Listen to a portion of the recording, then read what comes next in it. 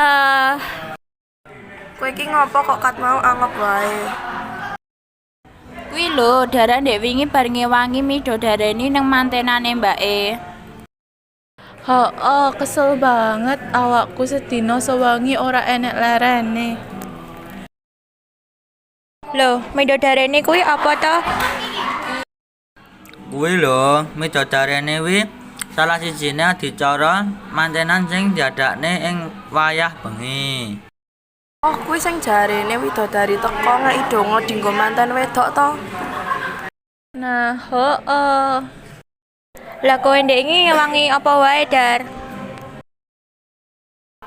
Kuwi lho, aku bagian nyepak-nyepakne sak pasang kembar mayang, rong woh degan, sak pasang kendi isi banyu sing asale saka 7 sumber banyu, sega gurih karo lawuh, sak pasang ingkung pitik, rujak degan, kopi, teh ra nganggo gula, roti tawar lan gula abang setangkep.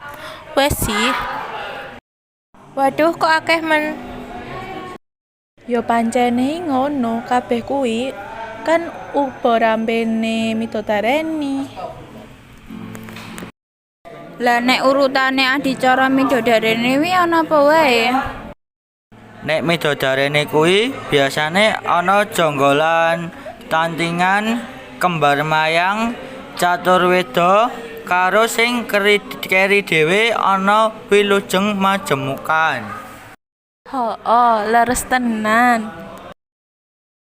Wah, jebule akeh tenan ya, Cah. Aku dadi pengen delok adicarane midodareni langsung. Lah apa meh dimidodareni saiki piye? Sisan mumpung Dara bar ngewangi mbake midodareni. Gah, Cah. Ora sik, ora sida nek no. Ayo tak ewangi saiki. Ora melu-melu aku, Cah. Alah.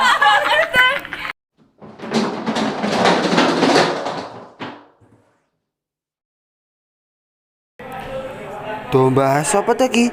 Kok katanya gayeng meni? Kuwi lho, domba Dara sing bar ngewangi mbake midodareni. Oh alah. Ya padha no. Andek wingi ya bar wanggone mantene masku, gek panas-panas kon tuku ndok. Loh, tuku ndok iki dienggo ngopo? Bukane mantenane Masmu nganggo catering ya. Ndoke kuwi to dienggo gawe tumpeng karo dienggo wiji dadi. Loh, wiji dadi kuwi apa genti? Wiji dadi kuwi salah siji adicara sing ana ing mantenan. Sing manten lanang ngidak ndok kuwi lho. Lah ngopo ndadak midak ndok gunane apa? Midak ndok kuwi dienggo nglambangke owahe manten lanang saka Joko dadi garwa kakung sing duweni gegayuhan kanggo mbina keluarga lan duweni katurunan. Walah, ngono to.